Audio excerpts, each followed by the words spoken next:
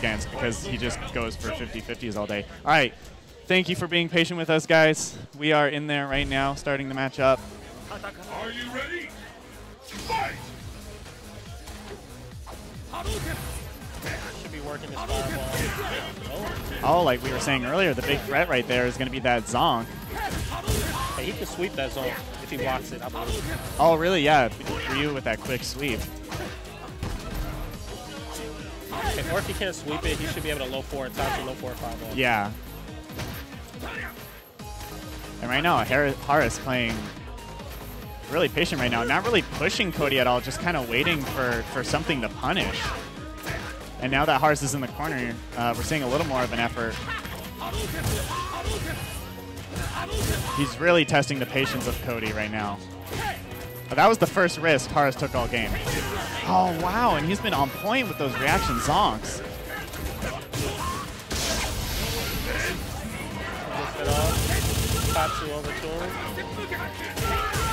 Oh, he's been really working that the close roundhouse. He actually didn't go for the link right there because he actually hasn't been landing it very consistently, but he did get big damage out of the counter hit setup. Because you can actually link out of the close roundhouse into uppercut without a counter hit, and I believe it's max damage meterless for Ryu without a jump in. If it serves me correctly, I believe he can slide with Cody and do a low short to kind of scoot in. Oh yeah, I mean, yeah. Cody's, it's really interesting because Cody's sweep is actually pretty negative, but because it recovers quickly enough, people don't expect to go for the punish. Yeah. And right now, we have a big life lead coming out of Cody just from some bold reads. Haris does have the 2 bars, though. We all know what that means for Ryu. Definitely a lot of comeback potential. He could have stayed in roundhouse that jump in. Yeah, when you're jumping in much further away from the character, the stand roundhouse is going to anti-air. That's going to be like your money anti-air right there. Oh, wow, just a great time to jump. I kind of think Harrison was just building bar for the next round because he kind of knew that. Yeah, he didn't expect to be making back. He didn't want to he didn't want to spend anything to try to get that round back because he really didn't think he was going to pull it out. So he just kind of made the best of the 3rd round. But right now, BJ has that good lead, but he is in the corner. Holding on to it really well, though.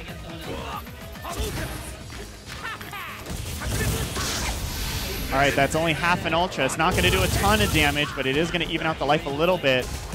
Haris puts himself into the corner, but gets the big damage for it.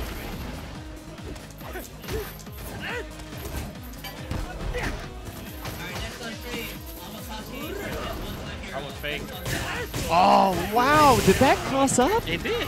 I don't think I've ever seen that cross up. Oh, look how hype BJ is right now. Did you see Haris' face? Haris is really, He had the STFU face.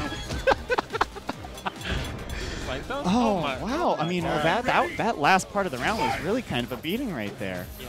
I mean, Cody was in the corner the whole time, but he kept Haris out. Haris tried to keep the pressure up. Yeah, he jumped in and he did the stand around. Yeah, the stand round, the hitbox on that is so huge. And that was the perfect spacing for back strong. This is just a really great defensive play we're seeing from BJ right now, which is like one of Cody's strong suits. With Cody, if you have a life lead, you don't need to go in on anybody. You have just great defensive tactics. Oh, that's big damage. Solar Plex is always great for breaking up the focus. And I really like that we're still seeing a lot of patience, even though he lost that nice life lead. Oh, messes up the cross-up. That's always heartbreaking. He says he can't outplay him.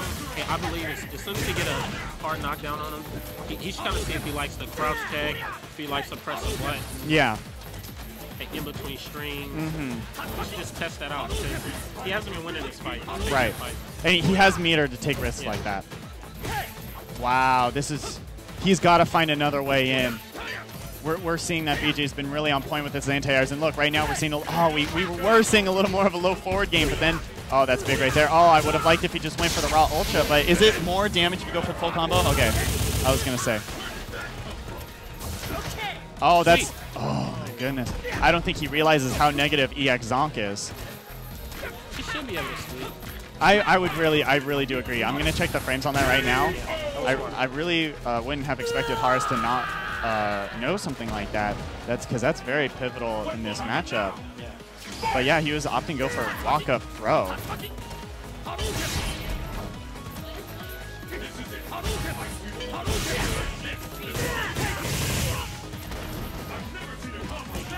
Oh wow, just with the jabs. He walked away to bait out a walk forward out of Horace. Oh, he could have let it rip right there.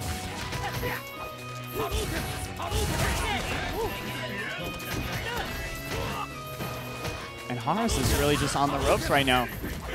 BJ has had pretty much an answer for everything. He's given him a little more space now.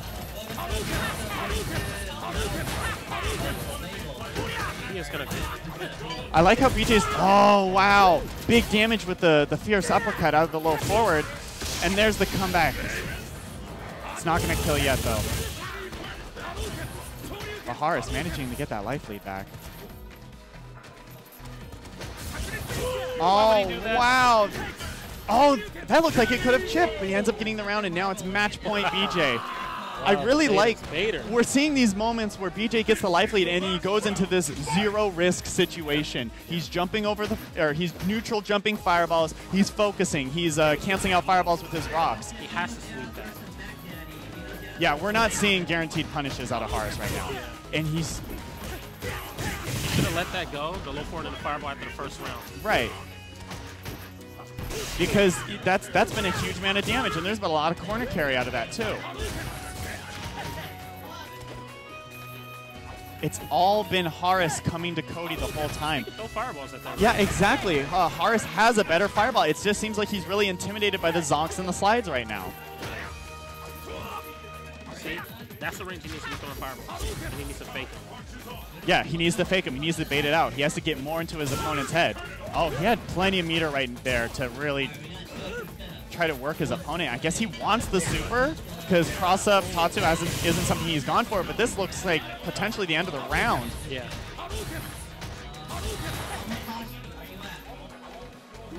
Not a ton of time on the clock.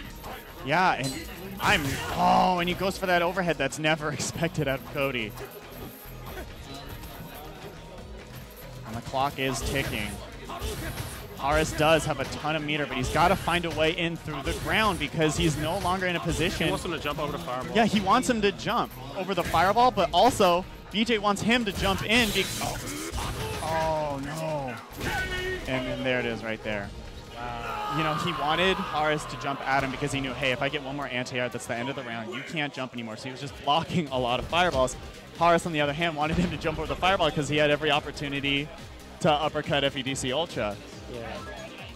He couldn't just get past his ground game. Yeah. And he didn't say to himself, I cannot fireball. Yeah. I cannot jump. He didn't put those limitations on himself. Yeah. And it's... You get into those situations where you can play on the idea that it would be less expected of you to continue to do something, but if that's not working out to that extent and you feel that you're the better player, you can put those limitations on yourself. Yes. He definitely should have took those two out of the game. Yeah. Yeah, and you know, Ryu can totally rely on that. Yeah. Especially in that matchup where you don't have to be trading fireballs all day.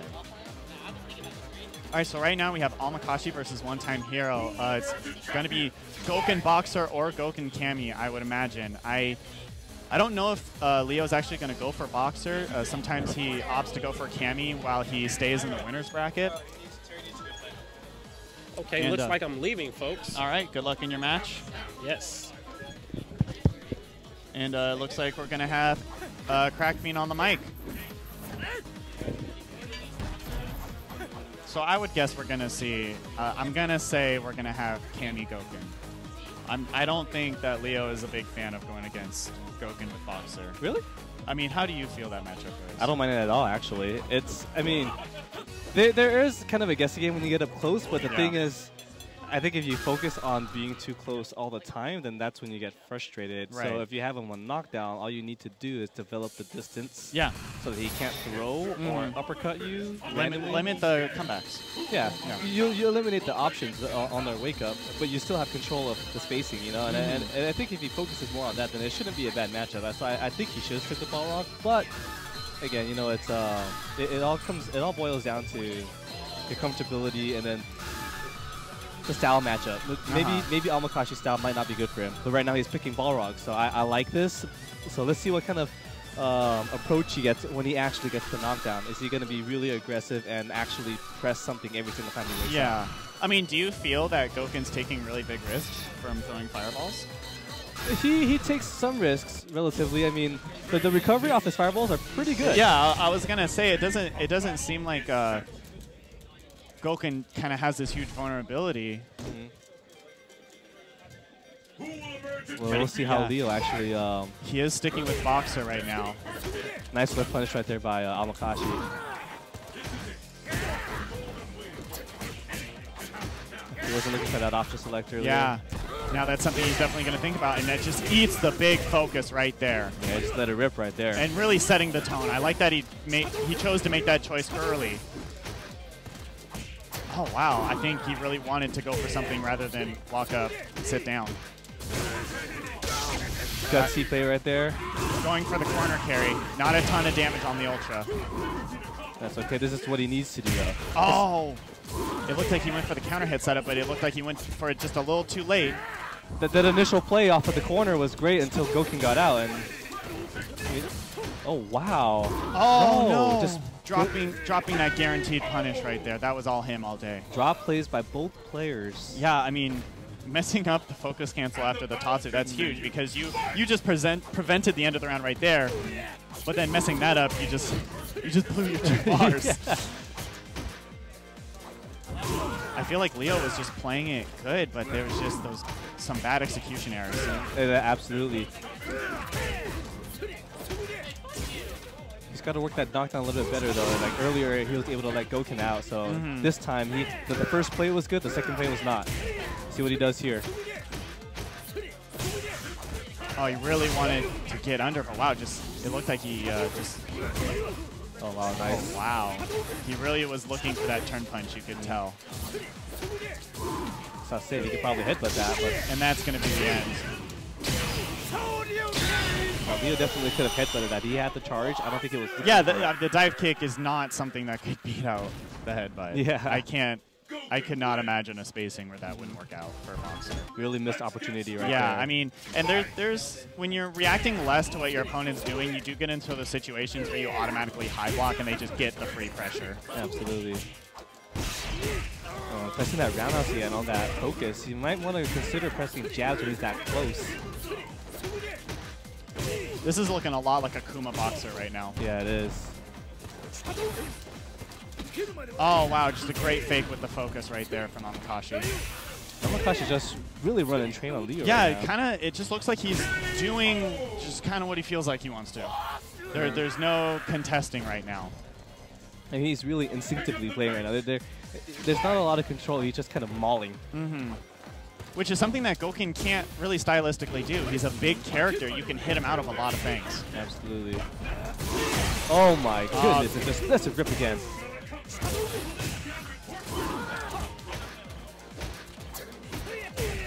And he's constantly keeping Balrog from having that down charge. Yeah, definitely. Another counter hit. This might be it. Yeah, it could be. Oh wow, right there.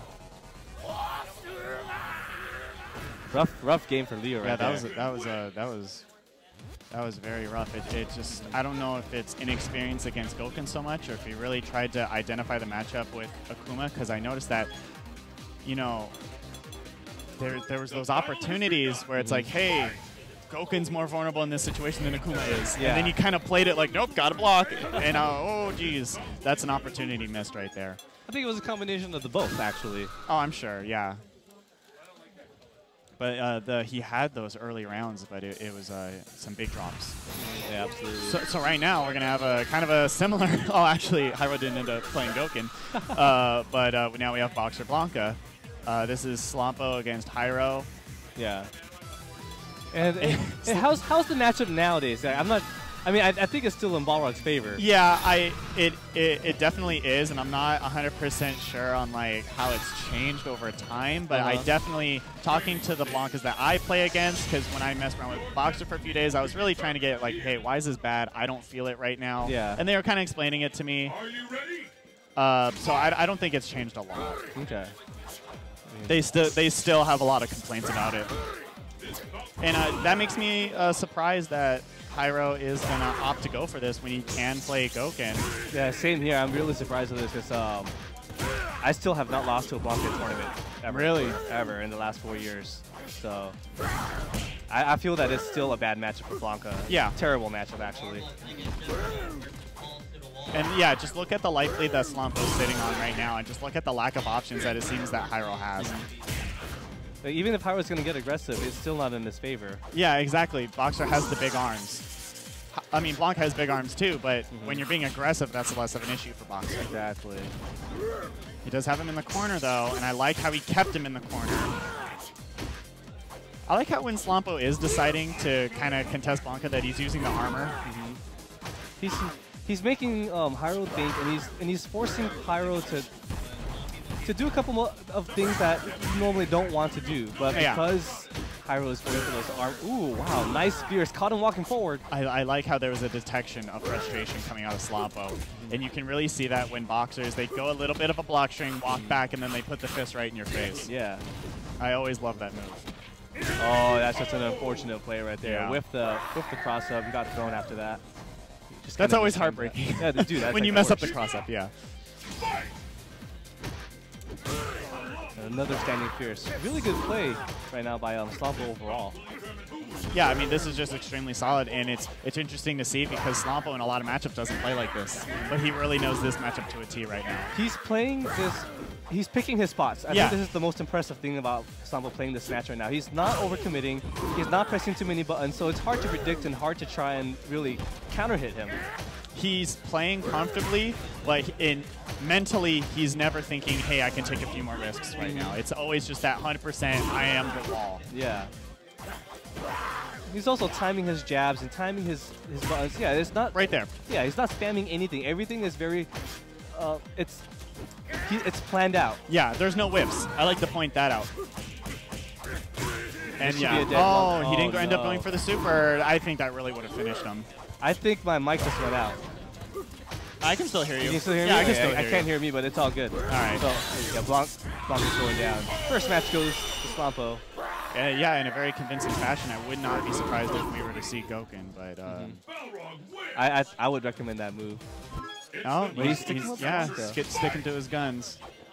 Oh, now I can hear me. Yeah, it's sometimes you just gotta touch the wires. You just gotta caress it a little bit. Yeah. So I like the plan that Slampa's playing on right now. Very solid overall. He's still not pressing that many buttons. And even if... Huh? I go play? Oh, Hyro ended up losing his life lead right there. I really wanted to see what his game plan was once he did get it. I'm gonna get off real quick. I gotta get to action. So. All right, good luck on your match. Thanks, man. All right, we're tagging in one-time Hyro. All right, so Slampa took the first game extremely convincingly. Yeah, Slampa normally plays with Sir Six a lot. Oh, yeah, sick with it. Yeah, sick with it, who plays a much faster Blanca. Basically, he's playing against like maybe a 2009 version of how this character is supposed to be played. So, I mean, I'm not surprised that it's a little bit too slow. Do you feel that it's less threatening than I think absolutely. I think when a Blanca is, doing a whole bunch of shenanigans, then maybe it's a little weird, frustrating. I do really like right now how well Hyro's been able to hold on to this life lead so far once he finally got it, because this is the first time he's gotten it all match. I see that. Oh, and he did the classic up back. He's been playing a lot of Marvel recently, so that chicken guard really works in SF4. Even though there's no chicken guard in SF4? No, there's only unblockable. That's impressive if you ended up chicken guarding in SF4. So, okay, so, I mean, I saw the earlier game. I was standing behind him, and I was, like, noticing that there's just a lot of patience on Slampa's part. He's keeping him out with standing fierce from far away, and then when he would whiff, he would then do a dash punch and hit him when he was trying to do something else. He was also, like, very cognizant of the fact that Hyro was fishing for focus attacks. Yeah. So, I mean, just a lot of... there's a lot of stuff going on. It was a lot of reaction to where Hyro was on the screen, and when he moved towards Boxer. Oh, wow. That's Oh, surprising. That he walked for days to get that Hyro throw. reels himself backwards. Yeah, he did see that. He wasn't able to actually get the tech out. Or the punish, if that's what he was going for.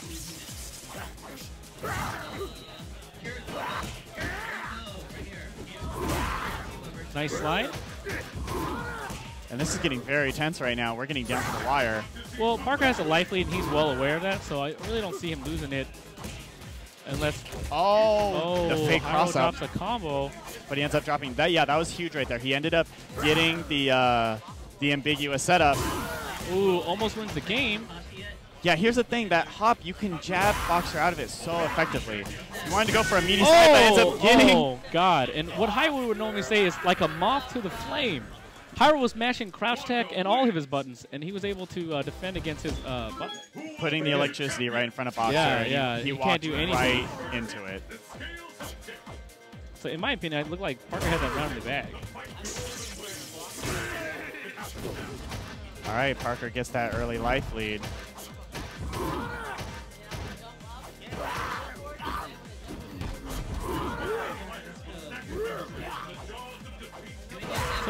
So again, you have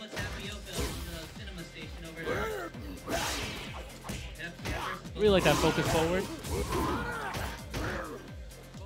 I mean, he has a life lead slightly, Hyro does, but he also doesn't have the positioning. I think that at this point, good crouching fierce. I respect the trade. Oh, and he ends up finally getting something off of that hop mix-up, and there he has the solid life lead. It's just if he can hold on to it at this point. And what a great block! Yeah, we haven't seen that overhead at all. Yeah, and it was really close too. Like those overheads are like harder to block, but again, good block. And Hyro's in a great position right now. Yeah, Hyro loves the life lead. Oh, and he ends up getting the throw, and this is actually match point Hyro now. This has to be really nerve-wracking for Slampa right now because Slampa had a huge lead on Hyro in terms of rounds and in terms of games. It's okay.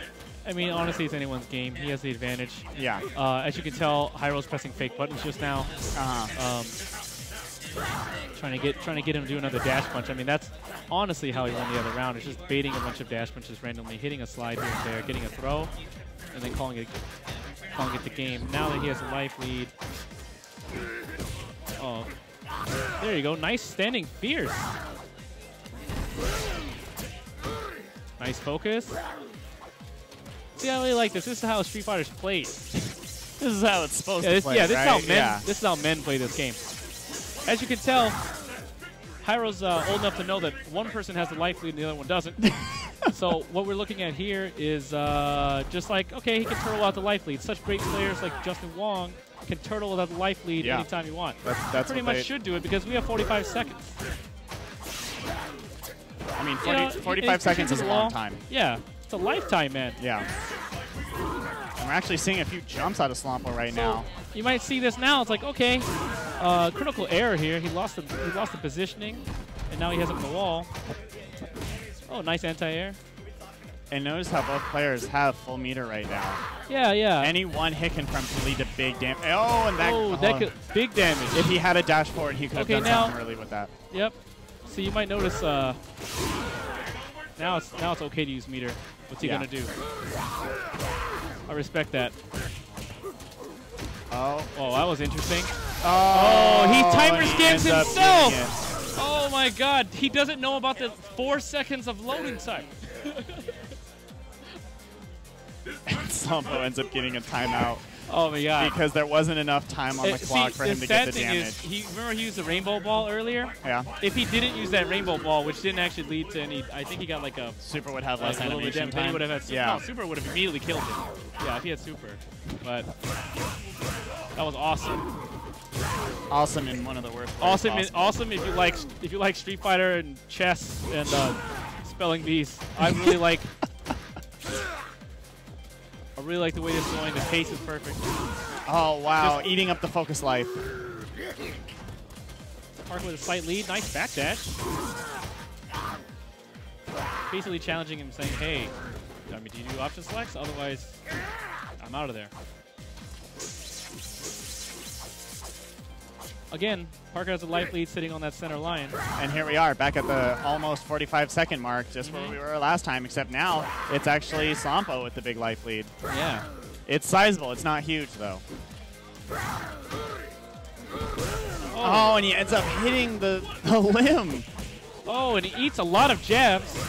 And that's heartbreaking to get that throw at this crucial time. And I'm surprised we're not seeing more pokes out of Parker right now. He's really afraid of something. I don't know what it is. Yeah. I'm really not sure. I think he's letting Hyro kill himself. I think he's just... Oh, no! Oh, he drops the combo. He didn't get the super, and he has the dash punch in there. We have 10 seconds on the clock, and... Oh, the jabs! Here comes... Oh, and he ends up getting it. Oh, no! He ends up getting it. That's it. Wow. Wow. Wow. That was 90 seconds after 90 seconds after 90 seconds. I was on my seat, on the edge of my seat here. I was firmly on my seat. I was firmly on my seat. Oh, wow. What a turn of events right there. You had Slampa, who had the life lead, and that was... And Hyro knew that eventually the dash punch was coming, but all Parker really had to do was wait until Hyro didn't have charge. Yeah. And that's what he was doing in the earlier games, was he was waiting for Hyro to come to him and then throwing something out. Absolutely. Or maybe if he pressed a fake button, then he would have gotten him to, you know, oh no, and then doing like an ultra for no reason. Right. He wasn't pressing anything. It was a perfect reaction coming out of Hyro. And basically, it was just completely against all of the great things Parker was doing earlier. Yeah, absolutely. It was a perfect counter for all the damage he was getting from EX Dash Punch. I mean, and also, Blanka doesn't have huge forms of damage that don't involve charge. So well, he didn't have other options. He was going to land a Fierce maybe here and there if he just had a successful tag. But it was nothing compared to just a raw Ultra 1 right through the dash punch. Yeah, it was nothing compared to that. Nothing compared to Raw Ultra 1. All right, so right now we have Willie, is it? My sound just went out. Oh, your sound just went out? Let me sound went out because ports. people are... Let me tickle these ports for you. Yeah, isn't that magical? It's magical yeah, only because people keep throwing things on the... Yeah, I know. People like to abuse the table. They think it's public seating.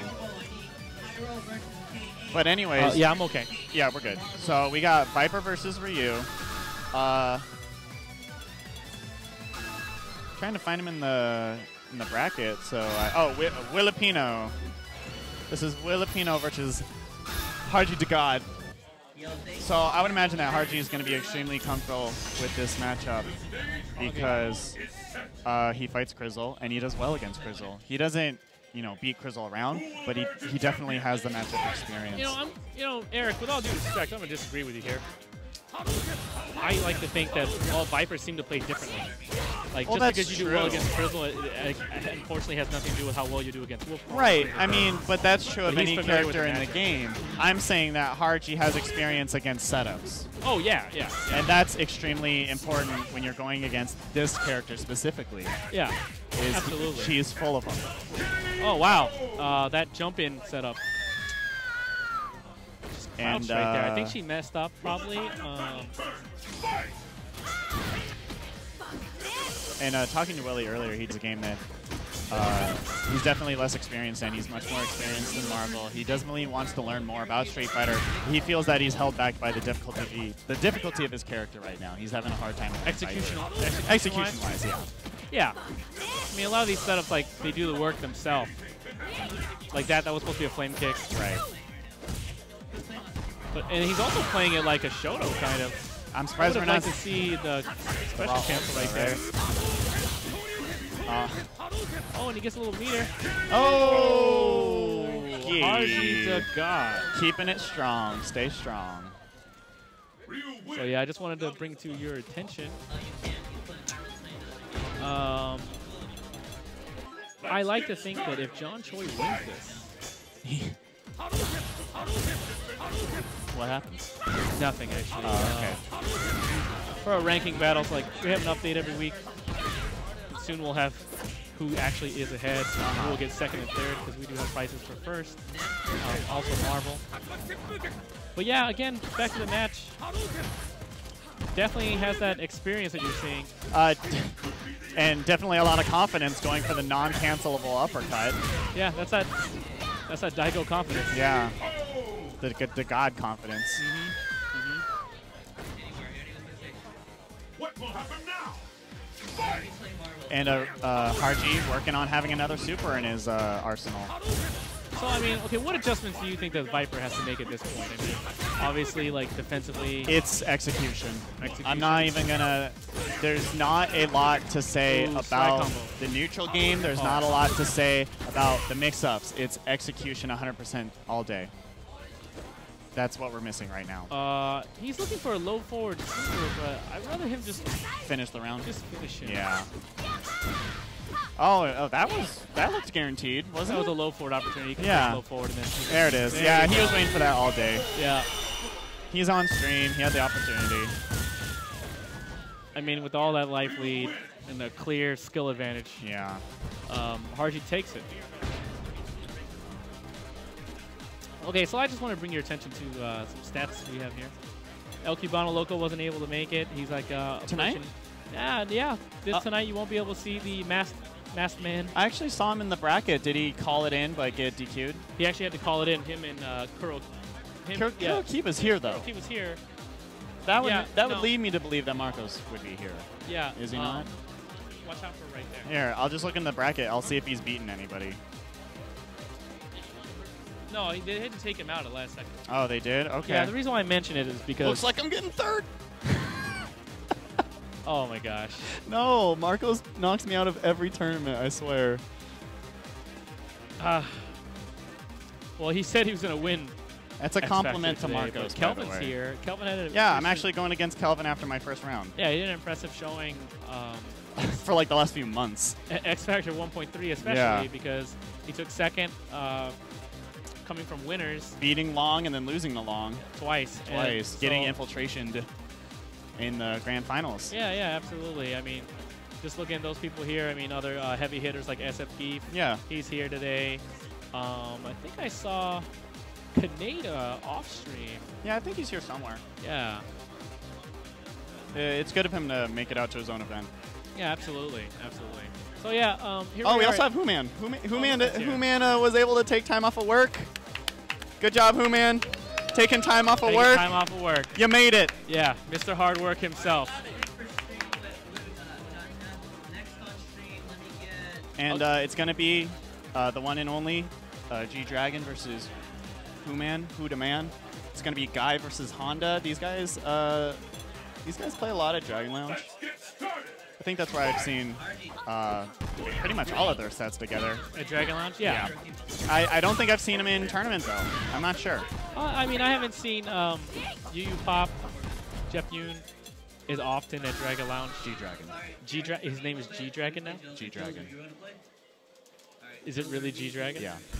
Don't tell him. All right. Don't ask him if it's G-Dragon, though. All right. Okay, so anyway, we're here at SRK X Factor. Yeah, thank you guys so much for tuning in. Yeah, Street Fighter 4. Yeah, Street Fighter 4. We're going to have Marvel later. We have a full bracket of Marvel. How happy does that make us? Yeah, a marvelous bracket. I think we have at least 20 or so. Did we get? There is a ton of guys I don't recognize. All right, great. Yeah, and Falcomus isn't here, so. Oh, wow. So, hey, anybody's second place. Anybody's second place. Who will make it? I don't know. So yeah, brought to you here by Rai Konami, Kaneda, Twitch TV, and of course Adark, which is our tournament sponsor. And of course our great venue, Go Kart Racer here in Burlingame, California. And we're getting right into this match. And just as you would expect a Honda to affect the matchup, we're not seeing a lot of aggression from anybody, just a whole lot of pushing back. I really like that neutral jab on his way down there so he can combo. Oh, I love the jump. I love the jump splash out of Honda. It's my favorite button. Hooman has the... Right now? All right, so I got to play my match. I'll be back. So Hooman has the light lead right now, and he's just pretty much just controlling the screen. He's not allowing him to get anywhere else. And then after that throw, he just puts him back in the corner.